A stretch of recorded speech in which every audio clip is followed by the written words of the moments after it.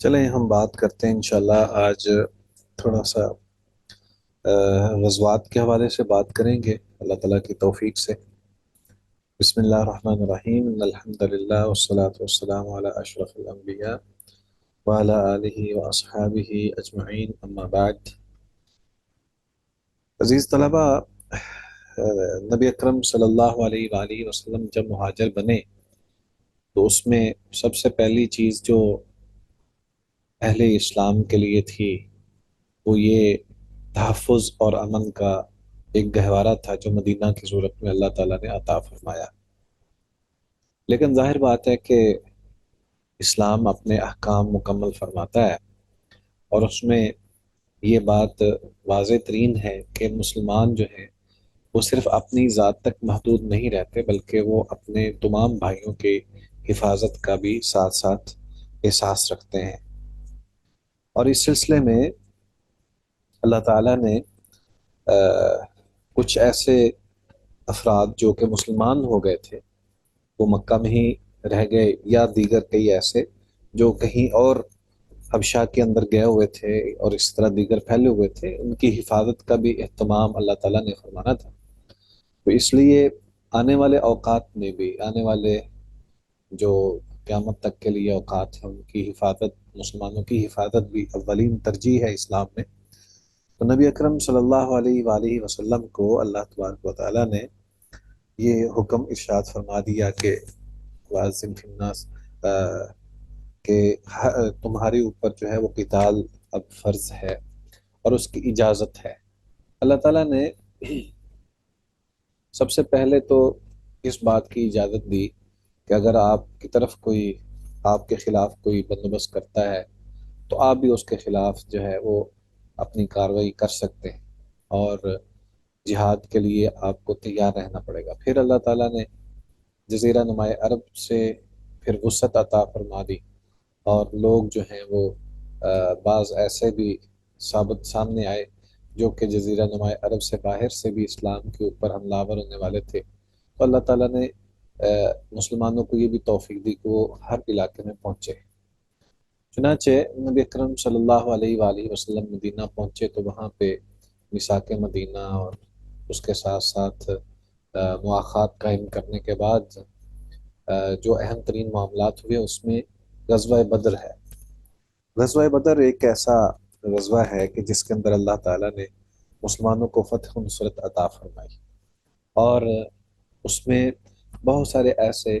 واقعات سامنے آتے ہیں جس سے اللہ تعالیٰ کی مدد بھی بالکل واضح ترین انداز سے سامنے آتی ہے، اور اللہ تعالیٰ نے فرشتوں کی صورت میں بھی مدد نازل فرمائی اور اون کی صورت میں بھی مدد نازل فرمائی، اور اسی طرح دیگر معاملات میں جیسے کہ بارش بھی نازل ہوئی اور مسلمانوں کے لیے جگہ جو ہے وہ صحیح ہوگی، ٹھوس ہوگی، جس کی وجہ سے ان کے لیے آمد و رفت میں اور پاؤں جمانے میں آسانی ہوگی۔ تو اس طرح دیگر کئی ایسی چیزیں ہیں جن سے اللہ تعالیٰ نے مسلمانوں کے دلوں کو ثابت کیا، اور دوسری طرف کفار کو نیست و نابود کرنے کے لیے ان کو ذلیل و رسوا کر دیا اور مسلمانوں کو فتح یاب فرما دیا۔ اس موقع پر جتنے بھی کفر کے سرغنے تھے وہ تمام کے تمام قتل ہو گئے۔ پھر اس کے بعد ایک موقع آیا، غزوہ احد ہوتا ہے۔ اس غزوہ کے اندر مسلمانوں کی تعداد 700 تھی اور مشرکین کی تعداد 3000 کے آس پاس تھی، اور اس میں پھر اللہ تعالیٰ نے مسلمانوں کو ایک پیغام دیا، یہ کہ اللہ تعالیٰ آزماتا بھی ہے۔ چنانچہ اس غزوہ احد کے موقع پر 70 مسلمان شہید ہوئے، خود نبی اکرم صلی اللہ علیہ وآلہ وسلم بھی زخمی ہوئے، اور نبی اکرم صلی اللہ علیہ وآلہ وسلم کے کئی ایسے جان باز صحابہ اس دنیا سے اگلے جہان تک پہنچ گئے، جن میں سیدنا حمزہ رضی اللہ تعالیٰ عنہ آپ کے چچا، عبید اللہ بن جہش رضی اللہ عنہ، انس بن نضر، اور اسی طرح مصعب بن عمیر رضی اللہ تعالیٰ عنہ، عبداللہ بن جبیر اور ان کے ساتھی، اور دیگر کئی ایسے جاں باز صحابہ تھے جو کہ جامع شہادت نوش کر گئے۔ تو اللہ تعالیٰ نے یہ مسلمانوں کو اس بات کی طرف اشارہ کیا، اشارہ فرمایا کہ جہاد کے اندر مسلمان دونوں صورتوں میں فتح یاب ہوں یا شہادت میسر ہو، اللہ تعالیٰ ان کو نوازتا ہے۔ اس کے بعد کئی مارکے ہوتے ہیں درمیان میں، غزوہ مریسی بھی ہے، اور اس کے علاوہ جو بڑا ہے وہ غزوہ احزاب ہے۔ غزوہ احزاب جسے غزوہ خندق کہا جاتا ہے، اس میں بھی اللہ تعالیٰ نے مسلمانوں کو فتح نصرت عطا فرمائی ہے کہ اہل مکہ ایک دفعہ پھر اپنے پورے جوبن پر اور دیگر کئی اپنے حلیفوں کو ساتھ لیے ہوئے مسلمانوں پر چڑھ دوڑتے ہیں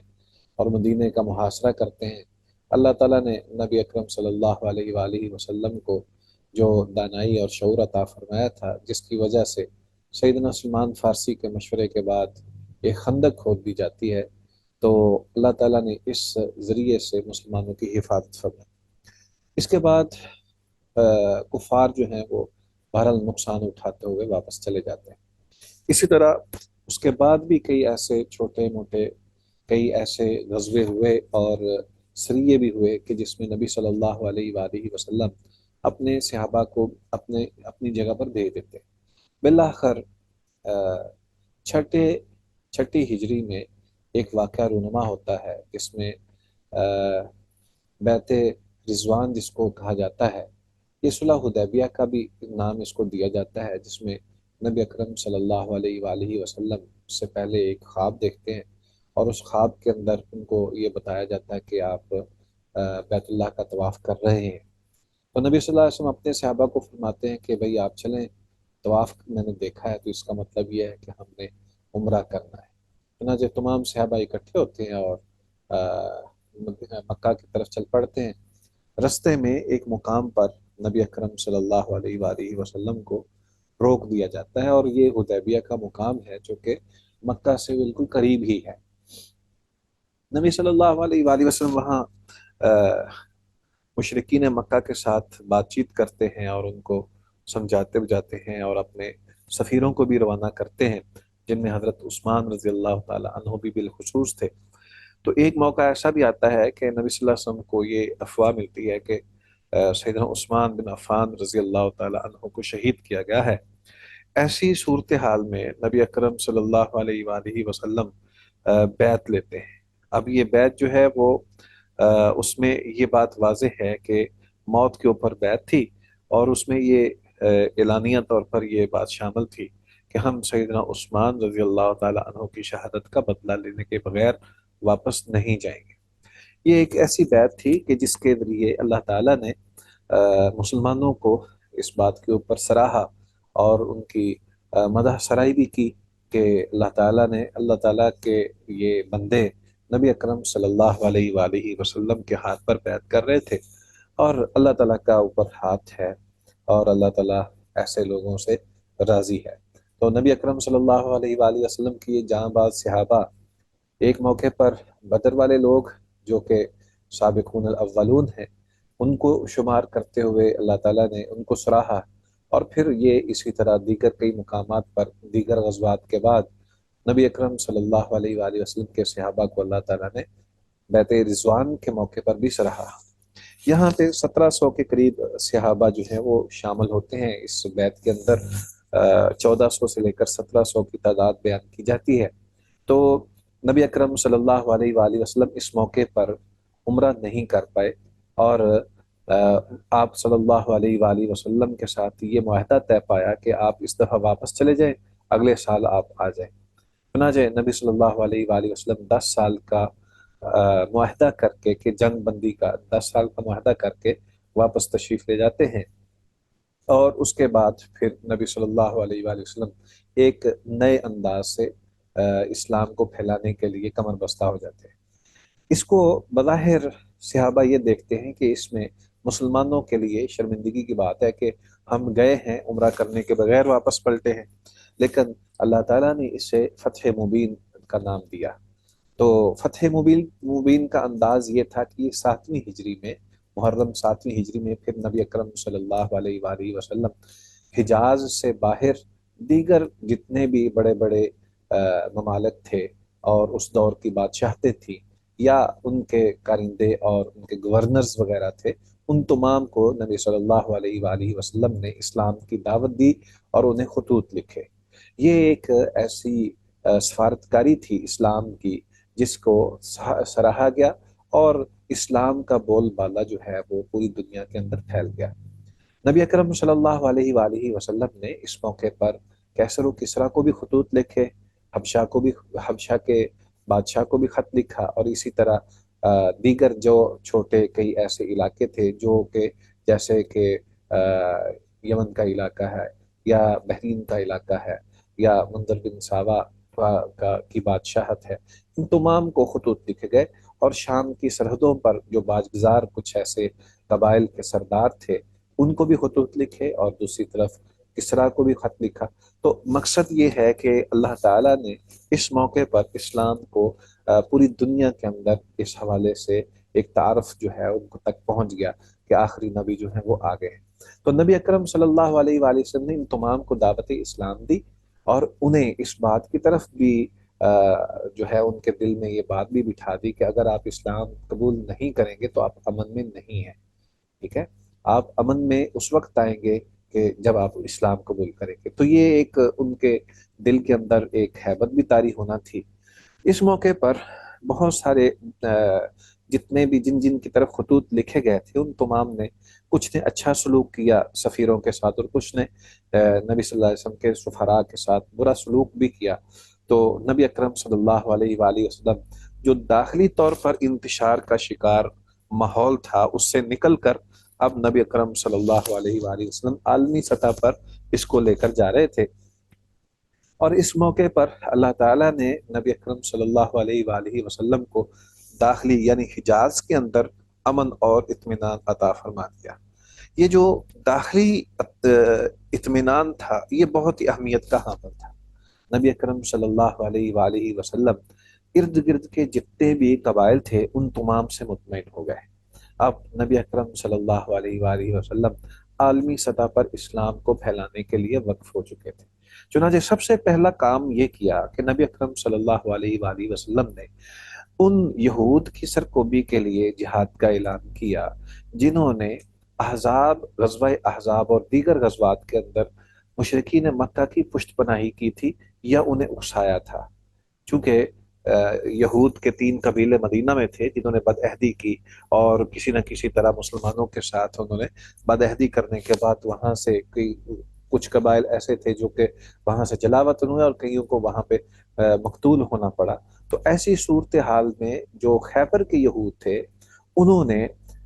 در حقیقت اسلام کے خلاف اپنی ریشہ دوانیاں اور جو سازشیں کی ان کی سرکوبی کے لیے نبی اکرم صلی اللہ علیہ وآلہ وسلم 7 ہجری محرم کو خیبر کے لیے تیاری کر رہے ہیں کہ وہاں پر غزوے کے لیے سب صحابہ کو ساتھ لے کر پہنچے۔ تو چنانچہ نبی اکرم صلی اللہ علیہ وآلہ وسلم محرم 7 ہجری کو خیبر پہنچتے ہیں، اور یہاں یہود کے ساتھ جنگ ہوتی ہے جو بہت ہی تفصیلی ہے، اور اس میں جس طرح ہم سب کو معلوم ہے کہ مختلف ان کے قلعوں کو فتح کیا جاتا ہے، اور ان کے ساتھ پھر بالآخر معاہدہ کیا جاتا ہے، اور معاہدہ یہ کہ وہ سارے کھیتی باڑی کرنے والے تھے۔ تو نبی اکرم صلی اللہ علیہ وآلہ وسلم کے سامنے انہوں نے یہ درخواست رکھی کہ ہم اپنی زمینوں میں کام خود کریں گے، آپ ہمیں اجازت دے دیں، ہم آپ کو اس کا نصف حصہ جو ہے وہ آپ کو ہر سال بھیجتے رہیں گے۔ چنانچہ نبی اکرم صلی اللہ علیہ وآلہ وسلم نے ان کے ساتھ یہ معاہدہ کر لیا کہ ٹھیک ہے آپ ان زمینوں پر کام کریں، یہ زمینیں ہماری ہوں گی، اور اس کے بدلے میں آدھی فصل جو ہے وہ آپ رکھیں گے اور آدھی فصل ہم رکھیں گے، اور دوسری بات یہ بھی کہ ہم جب تک چاہیں یہ معاہدہ ہم رکھیں گے، بعد میں اس کو ختم کیا جا سکتا ہے اور زمینیں تم سے واپس لے لی جائیں گی۔ چنانچہ ایسا ہی ہوا، اور پھر نبی اکرم صلی اللہ علیہ وآلہ وسلم وہاں سے واپس آتے ہیں۔ عزیز طلبہ، اس کے بعد دیگر کئی ایسے سرایا بھی ہیں اور مختلف قسم کے جو ہیں وہ غزوات بھی ہیں، لیکن نبی اکرم صلی اللہ علیہ وآلہ وسلم کا جو آخری غزوہ تھا اسے غزوہ تبوک کہا جاتا ہے۔ غزوہ تبوک جو ہے اس کے اندر نبی اکرم صلی اللہ علیہ وآلہ وسلم جو ہیں وہ پہنچتے ہیں، اور اس انداز سے کہ یہ شام کے علاقے میں یہ غزوہ تھا۔ اب اس بارے میں کہ کل کتنے غزوے تھے جن میں نبی اکرم صلی اللہ علیہ وآلہ وسلم جو ہیں وہ بنفس نفیس شریک ہوتے ہیں، اس میں مختلف آراء ہیں۔ सबसे पहली बात तो ये है कि बुखारी मुस्लिम में एक रिवायत है जिसे सैयदना बरा बिन आज़िब रज़ी अल्लाह ताला अन्हु और ज़ैद बिन अरकम रज़ी अल्लाह ताला अन्हु उसको बयान करने वाले हैं। उनके मुताबिक 19 गज़वात में नबी सल्लल्लाहु अलैहि वसल्लम नफ्स नफीस शरीक हुए थे। जबकि सही मुस्लिम के अंदर एक रिवायत में सैयदना जाबर रज़ी अल्लाह ताला अन्हु 21 गज़वों का जिक्र करते हैं। जबकि इमाम इब्न मगाजी लिखने वाले जो हैं इमाम मगाजी हैं, उन्होंने 27 का जो है वो दिया है कि 27 गज़वे जो हैं वो हुए हैं। अल्लामा मंसूर पुरी रहमहुल्लाह ने भी इसी तरह 27 गज़वात को शुमार किया है। और बाकी कुछ ऐसे सराया वगैरह हैं जो कि नबी अकरम सल्लल्लाहु अलैहि वसल्लम जिसमें खुद तो शरीक नहीं हुए, लेकिन अपने सहाबा को जो है वो भेजा है अपनी जगह पर। तो इस तरह अगर इन तमाम ऐसी चीज़ों को जो कि मुख्तलिफ़ किस्म की नबी सल्लल्लाहु अलैहि वसल्लम ने जंगी जो कमांडोज वगैरह या सहाबा को भेजा है, जो मुख्तलिफ इलाकों में गए हैं, तो उन तमाम को अगर शुमार कर लिया जाए तो इमाम इब्न कसीर रहमहुल्लाह ने इन तमाम को 46 के करीब जो है वो लिखा है। गोया 27 गज़वे हैं और 46 ऐसे सराया हैं जिनमें नबी अकरम सल्लल्लाहु अलैहि वसल्लम ने जिहाद के लिए सहाबा को भेजा है या गए। इन तमाम को मिलाया जाए तो ये तकरीबन 73 के करीब ऐसी दीगर कार्रवाइयाँ शुमार होती हैं जिन्हें नबी अकरम सल्लल्लाहु अलैहि वसल्लम ने कुफार के खिलाफ जो है वो कार्रवाइयाँ की हैं। नबी अकरम सल्लल्लाहु अलैहि वसल्लम ने बाज़ ऐसी कार्रवाइयाँ भी की हैं जो कि हिफाजती तौर पर सहाबा को भेजा था। नबी अकरम सल्लल्लाहु अलैहि वसल्लम ने कुछ सहाबा को हिफाजत के लिए भेजा और कुछ सहाबा को कुफार के साथ लड़ाई के लिए भेजा और कुछ सहाबा को जासूसी के लिए भेजा। तो इन तमाम को अगर जमा किया जाए तो ये मुख्तलिफ़ किस्म की जितने भी ऐसे सराया वगैरह हैं, उन तमाम की तादाद तकरीबन 82 के करीब पहुंचती है, जिसमें सबसे आखिरी जो गज़वा है जिसमें नबी सल्लल्लाहु अलैहि वसल्लम ज़ाते खुद शरीक हुए हैं, वो गज़वा तबूक है। तो नबी अकरम सल्लल्लाहु अलैहि वसल्लम ने इन तमाम जितनी भी ऐसी मुहिम्मात जो हैं वो रवाना फरमाई हैं, उन तमाम में मुसलमान जो हैं वो ज़्यादातर कामयाबियां समेटते हुए और इस्लाम का सही तारफ़ करवाते हुए वापस पलटते हैं और इस्लाम को पूरी दुनिया के अंदर फैला दिया जाता है। तो अजीज तलबा, ये एक जिहादी नज़म था। नबी सल्लल्लाहु अलैहि वसल्लम की आप ज़िंदगी को शुमार कीजिए। आप सल्लल्लाहु अलैहि वसल्लम ने सिर्फ 10 साल मदीना के अंदर क़याम फरमाया है और उसके बाद आप सल्लल्लाहु अलैहि वसल्लम वफ़ात पा चुके हैं। उससे पहले 13 साल मक्की ज़िंदगी है। इस 13 साल मक्की ज़िंदगी के अंदर नबी सल्लल्लाहु अलैहि वसल्लम ने जिहाद की अल्लाह ताला ने इजाज़त नहीं दी। जबकि 10 साल दौर के अंदर नबी सल्लल्लाहु अलैहि वसल्लम ने 82 मुख्तलिफ किस्म की जिहादी कार्रवाइयाँ फरमाई हैं। तो इससे ये साबित होता है कि इस्लाम जिहाद को कितनी अहमियत देता है और इसके लिए मुसलमानों को हमेशा तैयार रहना चाहिए, क्योंकि ये एक ऐसी एजाज़ वाली बात है जो कि किसी और मज़हब में इस अंदाज से नहीं है। मुसलमान अपनी हिफाजत के लिए मुख्तलिफ अंदाज इख्तियार कर सकते हैं। वो मुहाजिर बनकर भी कहीं, अगर वो कमज़ोर तबका है तो वो मुहाजिर बनकर किसी दूसरे इलाके में सफ़र कर सकते हैं, जा सकते हैं। और अगर वो ताकतवर हैं तो फिर वो जिहाद के लिए कमर बस्ता होकर कुफ़ार और मुशरिकीन के खिलाफ नबर्द आज़मा हो सकते हैं। तो ये सारा सिलसिला है जिसमें नबी अकरम सल्लल्लाहु अलैहि वसल्लम ने ये तरीका इख्तियार फरमाया और अल्लाह ताला ने उन्हें हुक्म दिया है। इन गज़वात में और सराया में अगर हम इसका खुलासा निकालें तो इसमें देखें कि नबी अकरम सल्लल्लाहु अलैहि वसल्लम की ये सारी जंगें जो हैं ये रहमत बनी हैं। ये इसमें अल्लाह ताला ने बरकत अता फरमाई, लोगों के अकीदे दुरुस्त हुए और अरब وہ جو کہ اپنے علاقوں میں جنگجو بھی تھے اور وہ سینکڑوں سال جو ہیں وہ جنگیں بھی کرتے رہے، وہ تمام کے تمام نبی اکرم صلی اللہ علیہ وآلہ وسلم کی رحمت کے زیر سایہ آ گئے۔ اور ان جہادی مہمات کے ذریعے خواتین کو بالخصوص بہت زیادہ تحفظ میسر آیا، کہ اس سے پہلے خواتین جو ہیں ان کی کوئی حیثیت اور مقام اور درجے نہیں تھے، بلکہ انہیں تو بعض اوقات زندہ درگور کر دیا جاتا تھا، لیکن اسلام نے ان تمام چیزوں میں ان کے لیے رحمت والا معاملہ فرمایا ہے۔ اسی طرح زنا کو حرام قرار دیا، تو اس بنیاد میں بھی عورت کا جو استحصال کیا جاتا تھا اس کو بھی ختم کیا گیا۔ اور اسی طرح جو عورتوں کو وراثت سے محروم رکھا جاتا تھا، اسلام نے ان جہادی مہمات کے ذریعے عورت کو وہ مقام دیا کہ ان کو قتال کے لیے جو پہلے ان کو قتل کر دیا جاتا تھا یا لونڈیاں بنا لیا جاتا تھا، اسلام نے ان کو آزاد کرنے کا ایک موقع فراہم کیا کہ انہیں جس حد تک ممکن ہو سکے انہیں آزاد بھی کیا جائے اور ان کی حفاظت بھی کی جائے اور ان کی تعلیم اور تربیت کا اہتمام بھی کیا جائے، اور انہیں وہ مقام دیا جائے جو کہ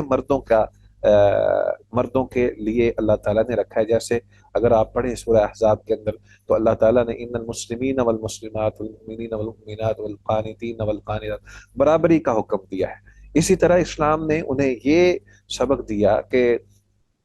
جس طرح مرد کا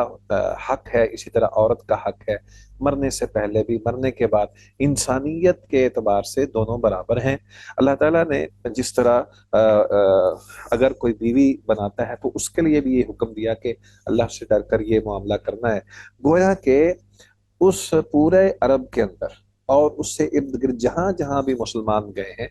اللہ تعالیٰ نے جہاد کی وجہ سے، جہاد کی برکت کی وجہ سے نہ صرف کہ مسلمانوں کو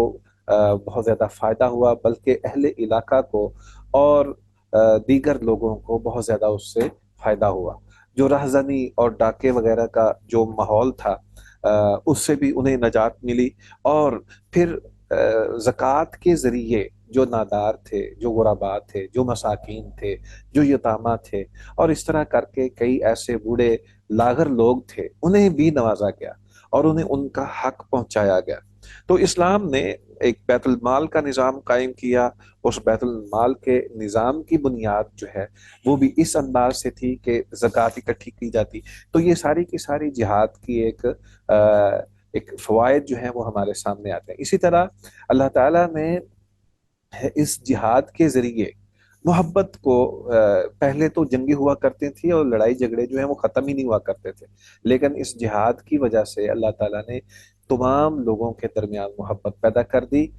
پہلے جو نفرت ہوا کرتی تھی اس نفرت کو اسلام نے آ کے تبدیل کر دیا، اور وہ محبت ہی محبت ہو گئی۔ لوگ ایک دوسرے کے ساتھ قبائلی عصبیت کی وجہ سے پہلے لڑا کرتے تھے، اب صرف ایک اللہ کی وحدانیت کے لیے تمام لوگ اکٹھے ہو گئے، اور اس کے لیے بہت بے مثال ایسے واقعات اور ایسے احکام نازل کیے گئے جن کے ذریعے تمام انسانوں کو یکجا کر دیا گیا۔ اگر جمعہ کا روز ہے تو تمام مسلمان اس میں، پہلے تو یہ ہوتا تھا نا، ہر قبیلے کی الگ پارٹی ہے، ہر قبیلہ جو ہے وہ الگ الگ بیٹھتا ہے اور اس کا نظام اپنا ہے، وہ اپنے شعر و شاعری کرتے تھے اور وہ اپنے انداز سے ایک دوسرے کے بڑھ چڑھ کر جو ہے وہ نام پکارا کرتے تھے۔ اسلام نے آ کے کیا کیا؟ اسلام نے قرآن کو سامنے رکھا اور قرآن کی تلاوت کا حکم دیا، جمعہ اور نماز کے لیے سب کو جمع کرنے کا اعلان کیا گیا، اور اسی طرح رمضان کے اندر تمام لوگ جو ہیں وہ مساکین کے ساتھ محبت کرتے ہیں اور زکوٰۃ دینے کے لیے ہر ایک کو ان کا حق دیا جاتا ہے، اور اسی طرح جو غریب تھا وہ امیر کے برابر آ گیا، اور جو نادار تھا وہ کھانے پینے والے لوگوں کے ساتھ اٹھنے بیٹھنے لگا، جو طاقتور تھا اس کو کمزوروں کے حقوق سکھائے گئے، اور جو بچے تھے ان کو محبت اور ان کو اللہ تعالیٰ کی حکم کی تعمیل کے لیے ان کو تربیت دی گئی۔ تو یہ ایک ایسا معاشرہ تھا جو کہ انتہائی زیادہ پاک باز بھی تھا اور ایماندار بھی تھا اور مخلص بھی تھا اور راست گو بھی تھا۔ یہاں جھوٹ کا کوئی شائبہ نہیں تھا، یہاں بے ایمانی کا تصور نہیں کیا جا سکتا تھا، اس معاشرے کے اندر کسی کے ساتھ ظلم نہیں کیا جاتا تھا۔ اگر کوئی ایک شخص ایک بالشت بھی زمین کسی کی ہتھیاتا تو وہ دوسرے لمحے یہ ڈرتے ہوئے کہ پتہ نہیں میری ہے بھی کہ نہیں، وہ اس کو یہ کہہ دیتا کہ بھائی آپ یہ زمین لے لیں۔ تو یہ ایک ایسا نظام تھا جس میں ایمانداری اور راست گوئی اور اس کے ساتھ ساتھ احساس اور خلوص محبت، یہ سارا فروغ ہوا جہاد کی وجہ سے۔ تو اللہ تعالیٰ نے اس جہاد کی برکت سے اس پورے علاقے کو امن کا گہوارہ بنا دیا۔ اب پہلے جیسے جنگیں ہوا کرتی تھیں، وہ جنگیں ختم ہو گئی اور ایک دوسرے کے ساتھ ہم ہمیشہ کے لیے جڑ گئے۔ اس کا فائدہ یہ ہوا، اس کا ایک فائدہ یہ ہوا کہ جو لوگ نبی صلی اللہ علیہ وآلہ وسلم کے شدید ترین دشمن تھے، اب وہ نبی صلی اللہ علیہ وآلہ وسلم کے ہم نوا، نہ صرف کہ ہم نوا بلکہ نبی صلی اللہ علیہ وآلہ وسلم پر مر مٹنے والے تھے۔ آپ فتح مکہ کو دیکھ لیں کہ یہ فتح مکہ کے موقع پر نبی صلی اللہ علیہ وسلم نے اپنے جو ان کے اللہ تعالیٰ نے ان کے اندر رحمت للعالمین کا جو وصف رکھا ہے، اس وصف کا اظہار نبی صلی اللہ علیہ وآلہ وسلم نے کتنے خوبصورت پیرائے میں کیا ہے کہ تمام لوگ جو مکہ کے اندر موجود تھے، ان تمام کو عام معافی کا اعلان کر دیا گیا، اور انہیں کہا گیا کہ جو اپنے گھر کا کواڑ بند کر لے، دروازہ بند کر لے، اس کو کوئی بھی کچھ نہیں کہے گا۔ جو ابو سفیان کے گھر میں چلا جائے اس کو کچھ نہیں کہے گا، جو ہتھیار نہ اٹھائے اس کو کچھ نہیں کہا جائے گا۔ الغرض اللہ تعالیٰ نے نبی اکرم صلی اللہ علیہ وآلہ وسلم کے بارے میں جو یہ بیان فرمایا ہے کہ آپ رحمت للعالمین ہیں، تو یہ ایک انداز، یہ خوبصورتی کہ نبی صلی اللہ علیہ وآلہ وسلم اپنے ان دشمنوں کے ساتھ بھی یہ محبت والا سلوک کر رہے ہیں جو جان کے 18 قاتلانہ حملے کر چکے تھے، لیکن نبی صلی اللہ علیہ وسلم نے انہیں کچھ نہیں کہا، معاف کر دیا۔ یہ وہ لوگ تھے جنہوں نے غزوہ بدر کے اندر، غزوہ احد کے اندر، غزوہ احزاب کے اندر، یہاں تک کہ صلح حدیبیہ کے موقع پر بھی نبی صلی اللہ علیہ وآلہ وسلم کے ساتھ دشمنی مول لی، بلکہ نبی صلی اللہ علیہ وآلہ وسلم کے خلاف انہوں نے اپنے پورے حربے اختیار کیے، لیکن نبی صلی اللہ علیہ وسلم کو جب موقع ملا تو آپ نے پھر سب کو ہی معاف کر دیا۔ یہ ایک جہاد کے ساتھ ساتھ اس بات کا بھی اعلان اور اظہار ہے کہ اللہ تعالی جہاد کا مقصد جو ہے وہ واضح کر رہے ہیں کہ جہاد کا مقصد صرف اور صرف لوگوں کو مسلمان کرنا، ان کی اصلاح کرنا اور اللہ تعالیٰ کی بندگی میں لے کر آنا ہے۔ مقصد یہی ہے، اس کے علاوہ اور کوئی مقصد نہیں ہے۔ عزیز طلبہ، ہمارا جہاد کا پورشن ختم ہوتا ہے۔ اب ہم بات کریں گے انشاءاللہ فتح مکہ کے حوالے سے،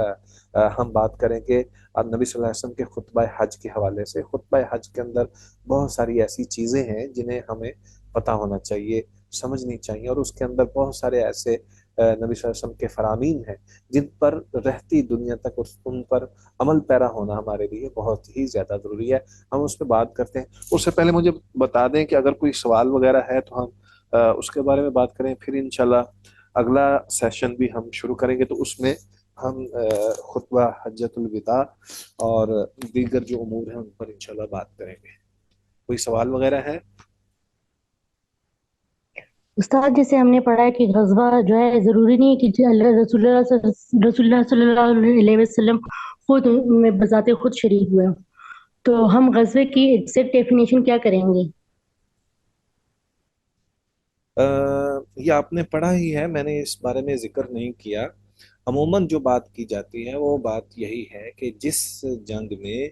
نبی صلی اللہ علیہ وآلہ وسلم بنفس نفیس شریک ہوئے اس کو غزوہ کہتے ہیں، اور جس میں آپ شریک نہیں ہوئے اسے سریہ کہتے ہیں۔ اور بعض ایسے سریے ہیں جس میں نبی صلی اللہ علیہ وآلہ وسلم اگرچہ شامل نہیں ہیں، لیکن آپ کا انداز اتنا زیادہ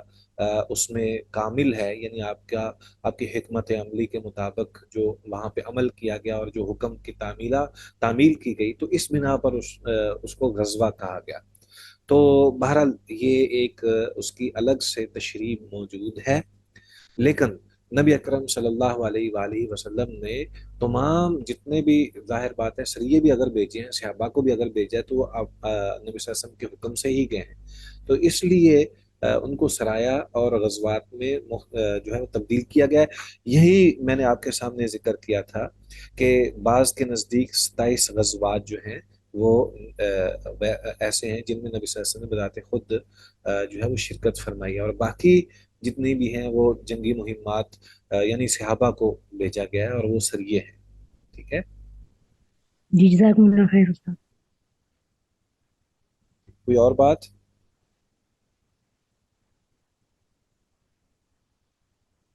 چلیں انشاءاللہ ہم ابھی تھوڑی دیر تک دوبارہ آپ ریجوائن کر لیجیے گا پلیز. ہم انشاءاللہ اب جو ہے وہ حج کے حوالے سے نبی صلی اللہ علیہ وسلم کے حج اور اس نے جو خطبے ارشاد فرمائے ہیں مختلف مقامات پر، جو کہ ہم سب کے لیے ایک بہت ہی اچھے سبق ہیں اور اس میں مفید چیزیں ہیں ہمارے لیے، وہ ہم دیکھتے ہیں انشاءاللہ. عزیز طلبہ، نبی اکرم صلی اللہ علیہ وآلہ وسلم نے ایک حج کیا ہے جب آپ صلی اللہ علیہ وآلہ وسلم مدینہ تشریف لے گئے. مدینہ تشریف لے جانے کے بعد نبی صلی اللہ علیہ وآلہ وسلم نے صرف ایک ہی حج کیا ہے، اور یہی وہ پہلا اور آخری حج تھا جو نبی صلی اللہ علیہ وسلم نے فرضیت حج کے بعد ادا کیا. اسے حجۃ الوداع بھی کہا جاتا ہے کہ آپ نے اپنی امت کے اس وقت موجود لوگوں کو علم مناسک حج سکھائے. زبانی اور عملی طور پر بھی آپ نے یہ علم جاری رکھا، حتیٰ کہ واضح فرما دیا کہ نبی صلی اللہ علیہ وسلم کا فرمان تھا خذوا عنی مناسککم لعلی لا اراکم بعد عامی ھذا، کہ مجھ سے مناسک حج سیکھ لو شاید کہ میں تمہیں اس سال کے بعد نہ مل سکوں. یعنی نبی صلی اللہ علیہ وآلہ وسلم اس موقع پر اس بات کا اظہار اور اعلان فرما رہے تھے کہ تمام کو مجھ سے جو ہے وہ دین کی ساری باتیں اور بالخصوص حج کے موقع کے جتنے احکام ہیں وہ سیکھ لینے چاہیے.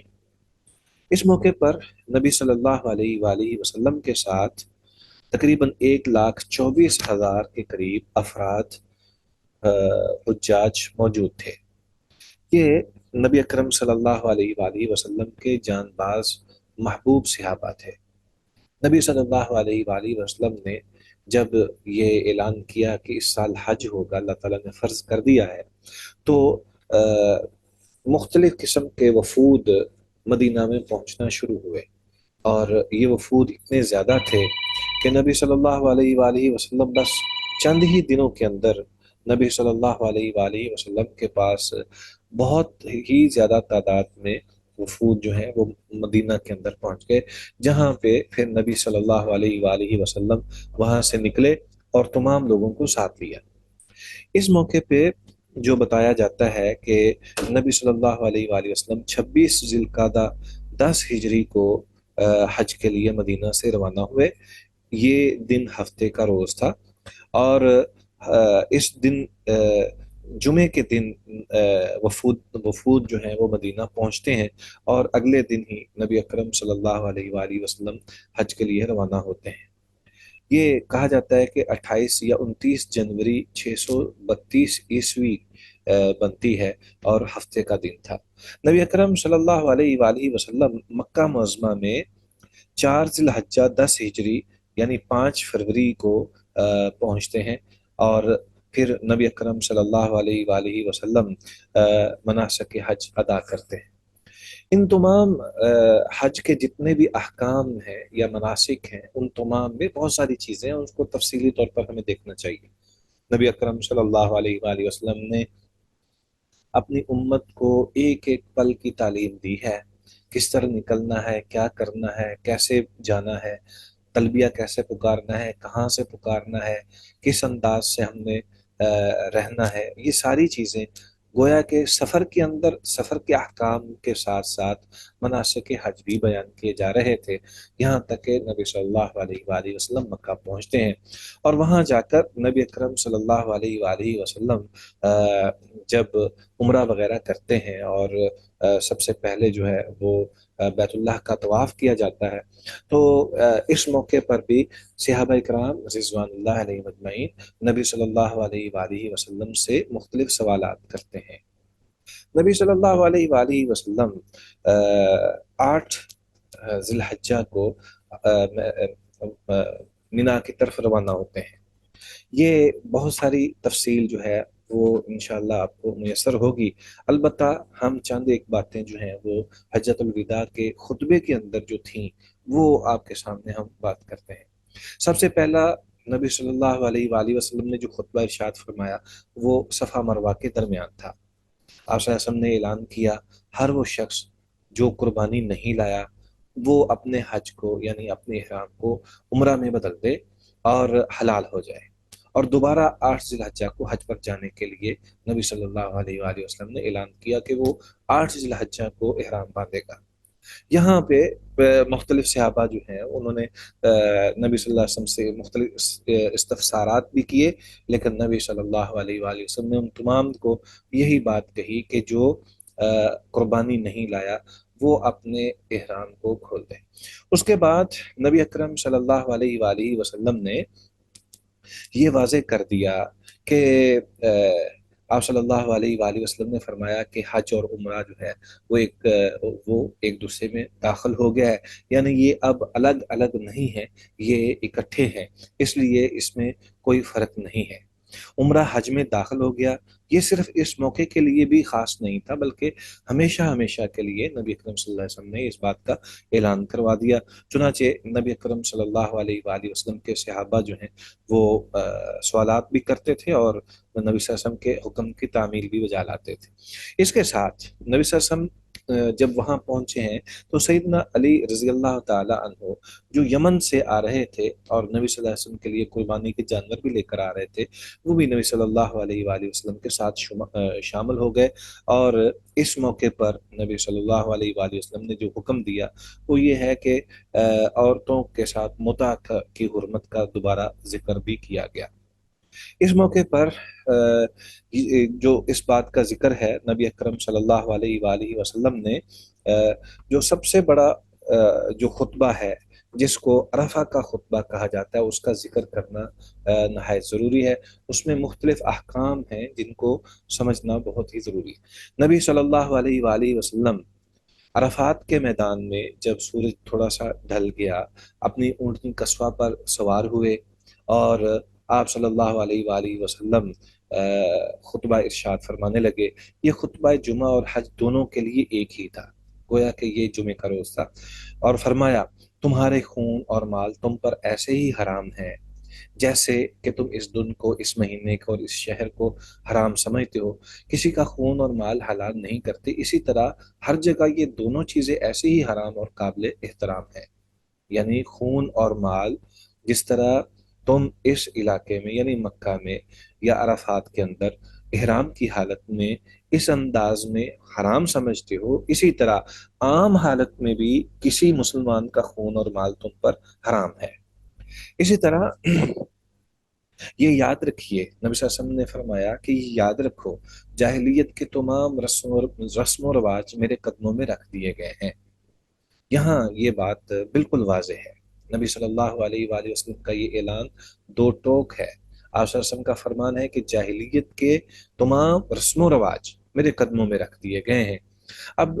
گویا کہ اب جاہلیت کی رسموں کو دوبارہ زندہ نہ کیا جائے بلکہ ان کو میرے قدموں میں ہی رہنے دیا جائے۔ آپ صلی اللہ علیہ وآلہ وسلم کے اس فرمان سے یہ ثابت ہوتا ہے کہ اسلام ہی در حقیقت اصل چیز ہے، اور اس سے قبل جتنے ادیان تھے یا جاہلیت کی جو رسمیں تھیں یا بدعات اور خرافات تھے وہ سارے کے سارے حرام قرار پائے۔ گویا اسلام کے اندر جو احکام الہیہ ہیں، اوامر و نواہی ہیں، ان پر عمل پیرا ہونا ہی اصل مسلمان کے لیے ضروری ہے۔ اس سے ہٹ کر کسی اور چیز کی طرف مسلمان جو ہے وہ کبھی نہیں دیکھتا۔ یہی وجہ ہے کہ دیگر مقامات پر اور حالات میں نبی صلی اللہ علیہ وآلہ وسلم نے اس بات کا کئی دفعہ اظہار فرمایا ہے کہ مشرکین کی مخالفت کرو اور یہود و نصارہ کی مخالفت کرو۔ قرآن مجید نے بھی اس بات کا اعلان کیا ہے، یہود و نصارہ کی مخالفت کے حوالے سے حکم دیا ہے، اور خود نبی صلی اللہ علیہ وآلہ وسلم نے بھی اس بات کا اعلان کیا ہے۔ اور بعض اوقات جب کسی بھی صحابی سے کوئی غلطی ہو جاتی جو کہ اخلاقی اعتبار سے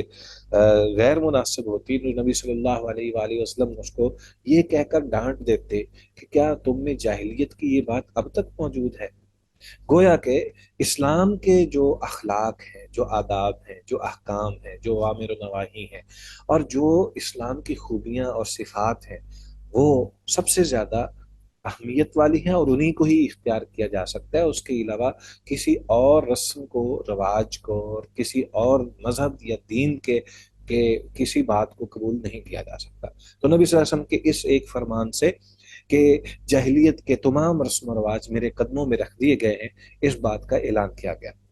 اس کے بعد نبی صلی اللہ علیہ وآلہ وسلم نے پھر ایک مثال بھی پیش کی۔ آپ نے فرمایا جاہلیت کے اندر جو خون ایک دوسرے پر لاگو تھے وہ آج سے ختم ہو گئے ہیں، ان خونوں کی وجہ سے انتقام لینے والی باتیں اب ختم ہو جائیں۔ گویا کہ اب جنگ بندی بالکل واضح طور پر دو ٹوک انداز سے جنگ بندی کا اعلان ہے، اور فرمایا کہ میں خود سب سے پہلے اپنے خاندانی خون کو ختم کرتا ہوں، وہ خون ربیعہ بن حارث بن عبد المطلب کے بیٹے آدم،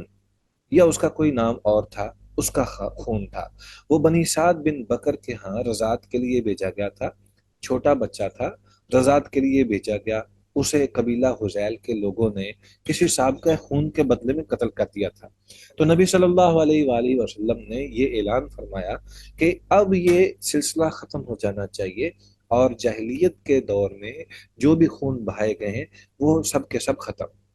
اس سے یہ ثابت ہوتا کہ جس طرح نبی صلی اللہ علیہ وآلہ وسلم نے یہ فرمایا تھا کہ رسم و رواج میرے قدموں میں رکھ دیے گئے اور خون اور مال حلال نہیں ہے، یہ اس بات کا اعلان تھا کہ یہ حجۃ الوداع کا جو خطبہ ہے اس کے بعد ہر ایک چیز جو ہے وہ نارمل طریقے سے نئے سرے سے شروع کی جائے۔ اس کے بعد نبی صلی اللہ علیہ وآلہ وسلم نے یہ بھی اعلان کیا کہ جاہلیت کے دور میں سود کا لین دین بھی آج سے ختم، اس سود کی رسم کو بھی میں اپنے پاؤں تلے رون رہا ہوں، اور سب سے پہلے جس سود کو میں ختم کر رہا ہوں وہ ہمارے اپنے خاندان میں عباس بن عبد المطلب کا سود ہے، وہ سارے کا سارا میں ختم کر رہا ہوں۔ مقصد یہ ہے اس سے مالی اعتبار سے جتنی بھی قباحتیں تھیں اسلام نے وہ ساری کی ساری ختم کر دی۔ آپ کے علم میں ہے کہ سود کی مختلف اقسام ہیں، سود کے مختلف انداز ہیں، دور حاضر میں بھی اس کو کئی نام دیے گئے ہیں۔ بینکوں کے اندر ہم جب جاتے ہیں تو ہمیں سود کو ہی مختلف انداز سے پیش کر کے نئے نام سے، بعض اوقات تو اسلامی نام دے کر ہمیں پیش کیا جاتا ہے۔ تو نبی اکرم صلی اللہ علیہ وآلہ وسلم نے خطبہ حجۃ الوداع کے موقع پر اس بات کا اعلان کر کے ان تمام جتنی بھی مالی بد عملیاں ہیں ان تمام کا خاتمہ فرما دیا۔ اسی طرح پھر نبی اکرم صلی اللہ علیہ وآلہ وسلم نے اعلان فرمایا عورتوں کے سلسلے میں اللہ تعالیٰ سے ڈر جاؤ، کیونکہ تم نے انہیں اللہ کے حوالے اور اس کی امانت کے حساب سے حاصل کیا ہوتا ہے، ان کی شرمگاہوں کو بھی جو تم حلال سمجھتے ہو وہ بھی اللہ تعالیٰ کے نام اور کلام کے سبب سے حلال قرار دی گئی ہیں۔ تمہارا ان پر یہ حق ہے کہ تمہارے بستر پر کسی ایسے شخص کو نہ بیٹھنے دے جو تمہیں ناپسند ہو۔ اگر تم دیکھو کہ ایسے لوگوں کو تمہارے بستر بیٹھنے کی اجازت دیتی ہیں تو ان کو بدنی سزا بھی دے سکتے ہو، لیکن فرمایا کہ زیادہ سخت نہ مارو، یعنی جانوروں کی طرح نہ پیٹو، نہ ہی ہڈی توڑو، نہ ہی ایسی ضرب لگاؤ جس سے ان کو بہت زیادہ جو ہے وہ نقصان پہنچے، بلکہ ان کو مار تو سکتے ہو لیکن اس صورت میں جب وہ تمہارا کہنا نہ مانے۔ اور پھر ساتھ ہی یہ بتایا کہ ادھر ان کے لیے تم پر یہ لازم ہے کہ ان کے رزق اور لباس کا خیال رکھو جو کہ رواج اور دستور کے حساب سے تمہارے اوپر لازم ہے۔ پھر آپ صلی اللہ علیہ وآلہ وسلم نے یہ اعلان کیا، آپ صلی اللہ علیہ وسلم نے فرمایا کہ میں تم میں ایسی چیز چھوڑ رہا ہوں اگر تم اس پر مضبوطی سے جمے رہو گے تو کبھی گمراہ نہ ہوگے۔ یہ اللہ کی کتاب ہے اور سنت نبویہ ہے۔ گویا کہ نبی اکرم صلی اللہ علیہ وآلہ وسلم اس بات کا اعلان فرما رہے تھے کہ دیکھو دنیا کے اندر مالی اعتبار سے بھی اور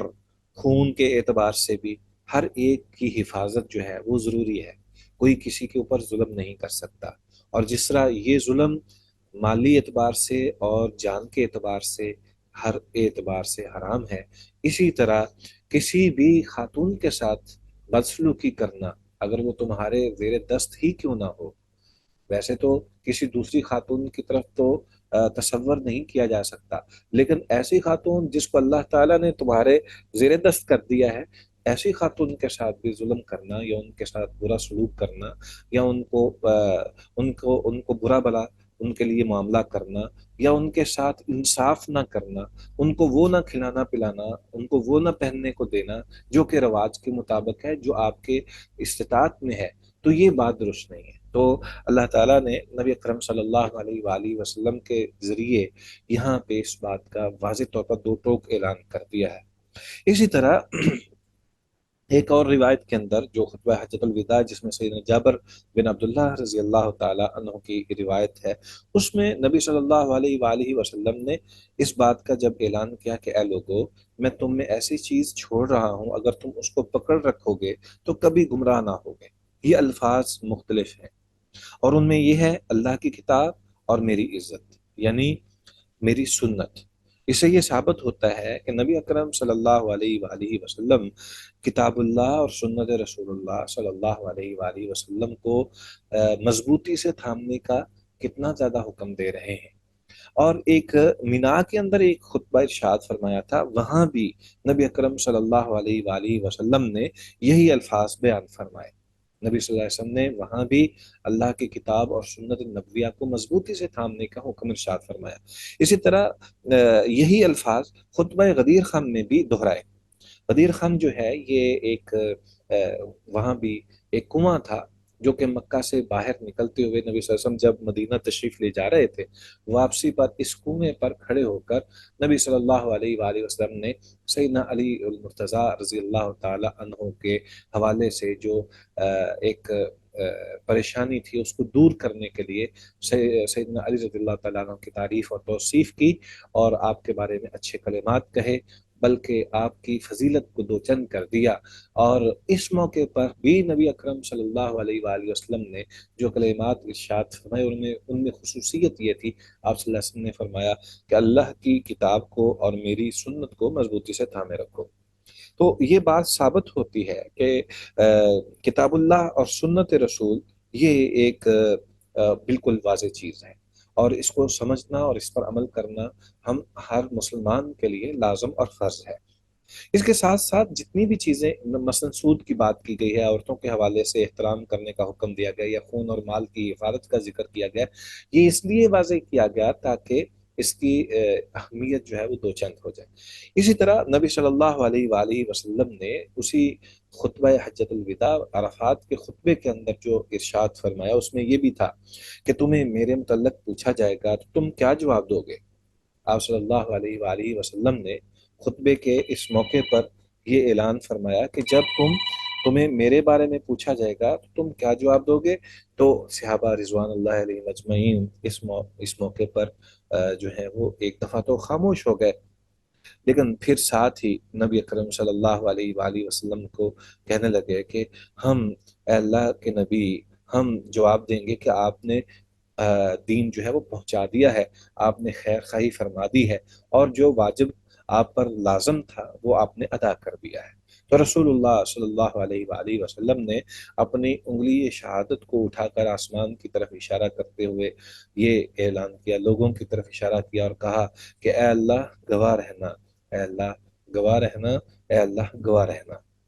پھر اس کے بعد نبی اکرم صلی اللہ علیہ وآلہ وسلم نے دیگر کئی چیزیں اور باتیں کی ہیں۔ اس موقع پر جو اصل بات تھی وہ یہی تھی۔ اس کے ساتھ ساتھ